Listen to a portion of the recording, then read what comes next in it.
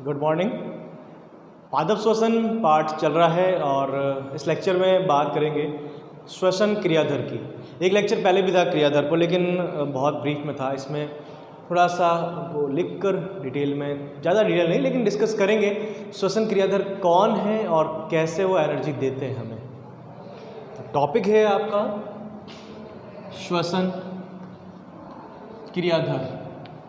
क्रियाधर उसे कह रहे हैं जो क्रिया कर रहा है, सबस्ट्रेट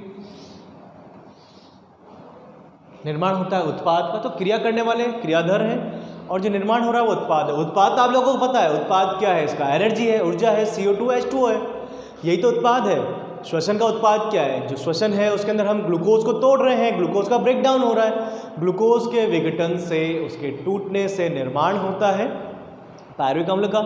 क्रेब्स साइकिल चलता है, ETS चलता है और निर्माण होता है ऊर्जा का। पूरे प्रोसेस में CO2 भी बनती है, H2O भी बनता है। तो ये सारा आप लोगों का आइडिया है। अंतिम उत्पाद के बारे में आप लोगों को पता है, लेकिन आप शुरू ग्लूकोज से करें। ग्लूकोज कहाँ से आ रहा है? ये ग्लूकोज कैसे बनेगा, कौन बना रहा है इस ग्लूकोज को, वो सारी बात यहाँ पर करनी है। तो श्वसन क्रियाधार की जब बात करें तो श्वसन के क्रियाधार हो सकते हैं आपका कार्बोहाइड्रेट, प्रोटीन तथा लिपिड, वसा।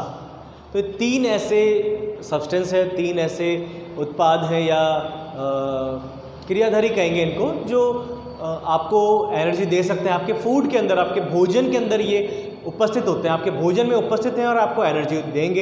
एनर्जी मिल कैसे रही है? सबसे पहले तो वही पढ़ेंगे जो हमने अभी पिछले कुछ दिनों में पढ़ा है। जैसे आपके पास में है कार्बोहाइड्रेट,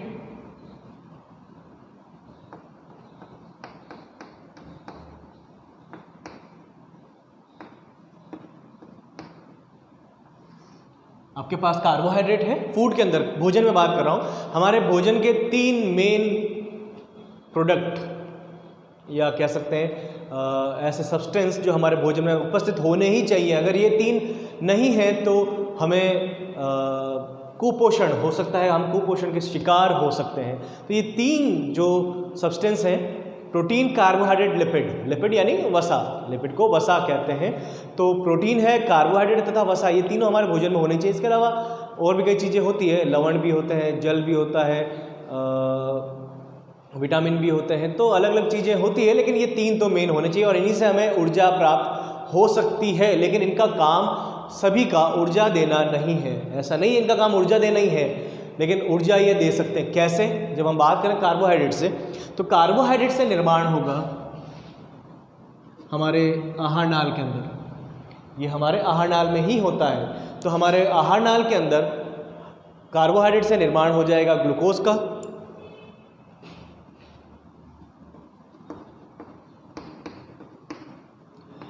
तो आहार नाल में कार्बोहाइड्रेट से निर्माण होगा ग्लूकोज का। एक ग्लूकोज जाएगा हमारे शरीर की सभी कोशिकाओं में रक्त के माध्यम से। आहार नाल के अंदर ग्लूकोज है, रक्त के माध्यम से सारी कोशिकाओं तक पहुंच जाएगा और वहां पर इस ग्लूकोज से चलेगा एक प्रोसेस जिसको कहते हैं ग्लाइकोलाइसिस, जो पढ़ चुके हैं आप लोग, पहले पढ़ा है आपने। ग्लाइकोलाइसिस, तो ग्लाइकोलाइसिस का एक प्रोसेस चलेगा और ग्लाइकोलाइसिस के प्रोसेस से, ग्लाइकोलाइसिस का जो प्रक्रम है, इससे आपको प्राप्त होता है पायरुविक अम्ल। तो यहाँ पर आपको निर्माण होगा पायरुविक अम्ल का।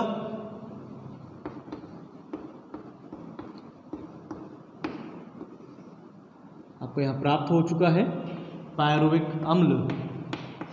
एक ग्लूकोज के अणु से आपको 2 पायरुविक अम्ल प्राप्त होते हैं। तो यहाँ पायरुविक अम्ल, अब नंबर डिस्कस कर चुके हैं, पुराने जो लेक्चर्स हैं, प्रीवियस लेक्चर में डिस्कस कर लिया था, ग्लाइकोलाइसिस में भी कर लिया, क्रेब्स साइकिल में भी कर लिया। यहाँ इनको मैं ज़्यादा कॉम्प्लिकेटेड नहीं करूँगा, इसमें सिंपल रखूँगा। एक सिंपल आइडिया आपको मिल जाएगा कहाँ किससे क्या बन रहा है और क्यों बन रहा है, किस स्थिति में ऐसा हो रहा है। तो पायरुविक अम्ल का निर्माण हुआ है। पायरुविक अम्ल से अब आगे बनेगा, एक कल ही पढ़ा था जो प्रीवियस क्लास थी, इससे पहले कुछ क्लास हुई थी जिसमें क्रेब्स साइकिल के अंदर डिस्कस किया था। पायरुविक अम्ल से लिंक रिएक्शन के द्वारा एसिटाइल कोएंजाइम ए का निर्माण होता है। तो यहाँ पर निर्माण हो जाएगा अब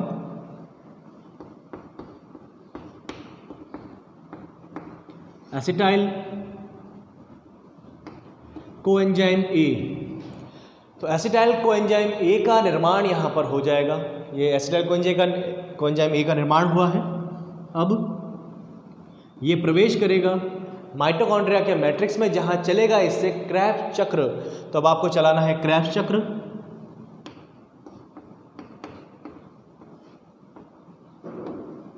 क्रेब्स चक्र चलेगा और क्रेब्स चक्र से निर्माण होगा। आपको क्रेब्स चक्र के अंदर जो बेनिफिट है, क्या फ़ायदा है क्रेब्स चक्र को चलाने का? क्रेब्स चक्र को चलाने का जो बेनिफिट है वो है आपके NADH2 FADH2। तो आपको प्राप्त हो रहा है NADH प्लस H प्लस और साथ में FADH प्लस H प्लस। अब इनका जो नंबर है, ये नंबर हम डिस्कस करेंगे।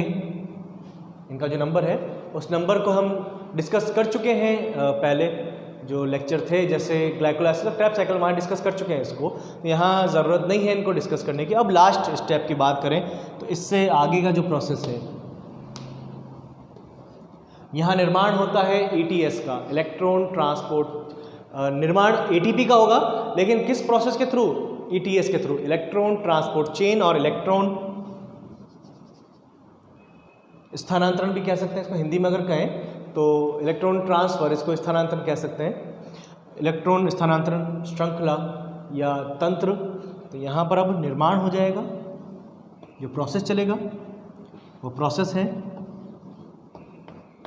ETS, इलेक्ट्रॉन परिवहन तंत्र। इसके लिए आप इलेक्ट्रॉन परिवहन तंत्र वर्ड यूज़ कर सकते हैं। तो ETS इलेक्ट्रॉन ट्रांसपोर्ट सिस्टम, तो हिंदी में इसको इलेक्ट्रॉन परिवहन तंत्र कहेंगे। इसको ETC अगर बोलता हूँ, इलेक्ट्रॉन ट्रांसपोर्ट चेन, तो हिंदी में इलेक्ट्रॉन परिवहन श्रृंखला इसको कहेंगे।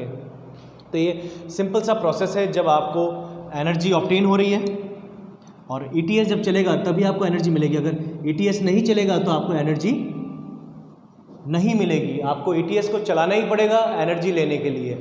तो ये तो प्रोसेस हो गया जब कार्बोहाइड्रेट से आपको ऊर्जा मिल रही है, सिंपल सा। इसके अंदर कुछ चीज़ें ध्यान रखने वाली, जैसे ग्लाइकोलाइसिस एक प्रोसेस है, एक प्रक्रम है। क्रेब्स साइकिल एक प्रक्रम है, ये उत्पाद नहीं है, इसमें बन नहीं रहे।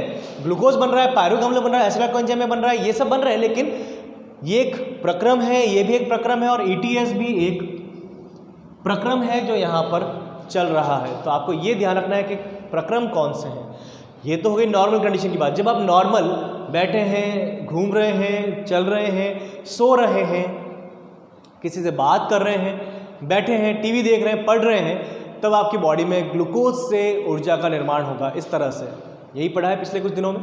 तो ग्लूकोज से ऊर्जा का निर्माण कुछ इस प्रकार से हो रहा है। अब कंडीशन ये है कि ग्लूकोज से ऊर्जा का निर्माण हो रहा है, लेकिन ग्लूकोज मान लें आपके बॉडी में खत्म हो गया। आप सुबह से आज खेल रहे हैं, आप दिन भर खेल रहे हैं, ग्लूकोज खत्म हो गया। अब ग्लूकोज नहीं है तो ऊर्जा कौन देगा? कोई तो होना चाहिए ना ऊर्जा देने के लिए। तो बिना ऊर्जा के हार्ट पंप थोड़ी करेगा, बिना ऊर्जा के हार्ट पंप नहीं करेगा, आपकी बॉडी काम नहीं करेगी। ऊर्जा तो रिक्वायर है। तो यहाँ पर ऊर्जा की अगर रिक्वायरमेंट है आपको, वो ऊर्जा की रिक्वायरमेंट कौन फुलफिल करेगा, कौन देगा वो? तो यहाँ पर आपके पास में उपस्थित है लिपिड। आपके शरीर में होगा लिपिड, सबके शरीर में होता है लिपिड। तो अब दूसरा नाम यहाँ पर जो डिस्कस करेंगे वह है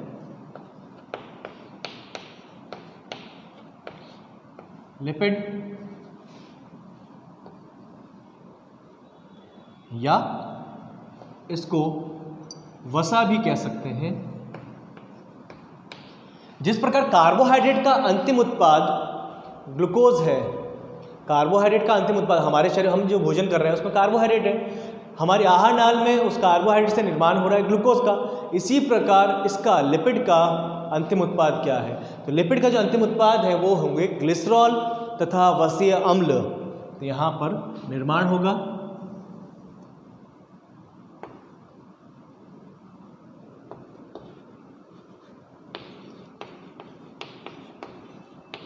वसीय अम्ल, फैटी एसिड्स तथा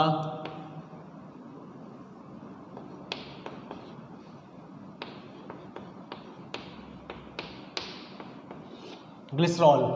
तो ग्लिसरॉल का निर्माण हुआ, वसीय अम्ल का निर्माण हुआ है।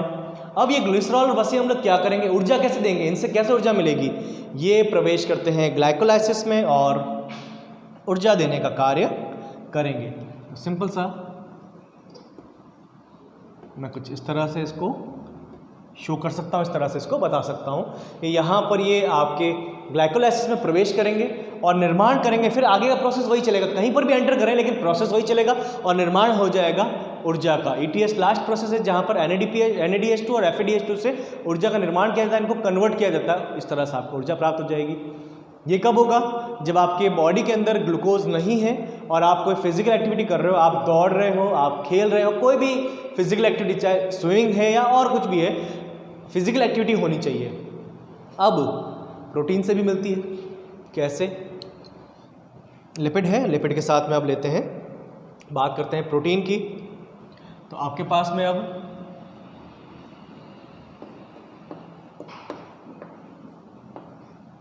प्रोटीन है, प्रोटीन से आपको किस स्थिति में ऊर्जा प्राप्त होगी, प्रोटीन का अंतिम उत्पाद, पहले तो हम अंतिम उत्पाद की बात करेंगे, इनका अंतिम उत्पाद क्या है, हमारे आहार नाल के अंदर इनसे क्या बनेगा, हम भोजन कर रहे हैं, भोजन में ग्लूकोज भी होता है, कार्बोहाइड्रेट है, वसा भी है और प्रोटीन भी है, इनसे बनता क्या है, इनसे बनेगा अंतिम उत्पाद, इसका अंतिम उत्पाद है अमीनो एसिड्स, अमीनो अम्ल, इसका अंतिम उत्पाद ग्लूकोज और इसका अंतिम उत्पाद वसी अम्ल तथा ग्लिसरॉल।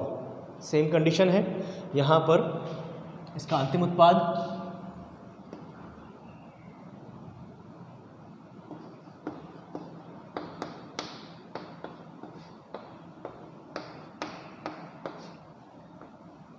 अमीनो अम्ल बने हैं।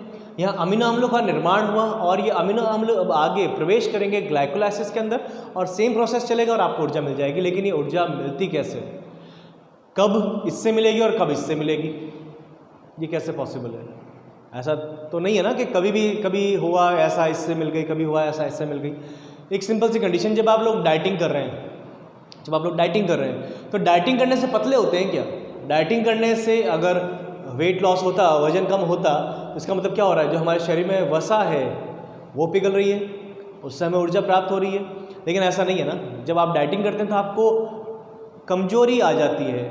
डाइटिंग करने से कमजोरी क्यों आती है? जबकि हम तो ये चाहते हैं ना, डाइटिंग कर रहे, खाना खाना बंद कर दिया, हमने ग्लूकोज लेना बंद कर दिया, कार्बोहाइड्रेट नहीं ले रहे, तब ऊर्जा किससे मिलनी चाहिए? ऊर्जा मिलनी चाहिए अब लिपिड से।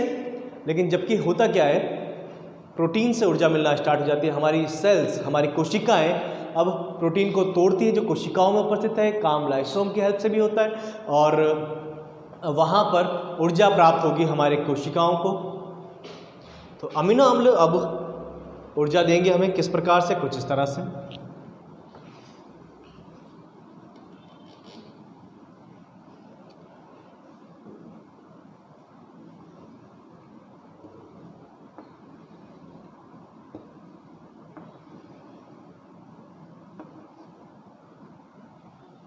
तो इस तरह से आपको अमीनो अम्ल कहीं पर भी प्रवेश कर सकते हैं और आपको ऊर्जा प्रदान कर सकते हैं। इस तरह से आपको ऊर्जा प्राप्त होगी। लिपिड से भी मिल सकती है, कार्बोहाइड्रेट से भी मिल सकती है और अमीनो अम्ल या प्रोटीन से भी प्राप्त हो सकती है। बट कंडीशन क्या है, दोनों से आपको अलग अलग समय पर प्राप्त होगी। जब आप कोई फिजिकल एक्टिविटी कर रहे हो तब लिपिड से होगी, जब आप डाइटिंग कर रहे हो तो आपके प्रोटीन से होगी। लेकिन कार्बोहाइड्रेट से कब होगी? जब कार्बोहाइड्रेट उपस्थित होगा। तो सिंपल मैं ये कह सकता हूँ, हमारे शरीर में ऊर्जा का सबसे सरल स्रोत, ऊर्जा प्रदान करने वाला सबसे सरल स्रोत कार्बोहाइड्रेट है। कार्बोहाइड्रेट सबसे सरल स्रोत है जो हमें ऊर्जा प्रदान करता है।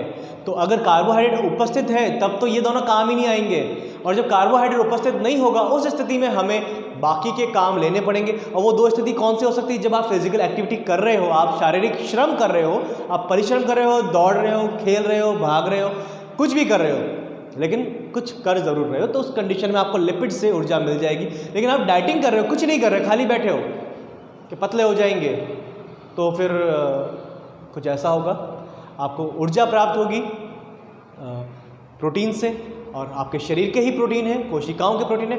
Protein is building material, protein हमारे शरीर का निर्माण करने वाला कारक है जो शरीर का निर्माण करता है। तो ये नहीं टूटना चाहिए ना, इंपॉर्टेंट यही तो है कि हमारे शरीर का जो निर्माण कर रहा है, जो हमारे शरीर में सारी चीज़ों को बना रहा है, इसको हमें किसी तरह से डैमेज नहीं करना है। ये अगर डैमेज होता है तो वीकनेस आनी ऑब्वियस कंडीशन है। सिंपल सा प्रोसेस था जिसमें हमने देखा श्वसन के क्रियाधर कौन है, लिपिड, कार्बोहाइड्रेट, प्रोटीन। वैसे तो कार्बोहाइड्रेट से ही मिलता है, लेकिन ये अगर अनुपस्थित है तो उस स्थिति में इन दोनों से मिलेगा, और उनकी भी स्थितियां जो है हमने बात की है। तो सबसे सरल स्रोत हम बात करें कार्बोहाइड्रेट, उसके बाद ये अगर नहीं है तो एक्टिविटी कर रहे हैं तो लिपिड से मिल जाएगा, और सबसे लास्ट में प्रोटीन का यूटिलाइजेशन हो सकता है।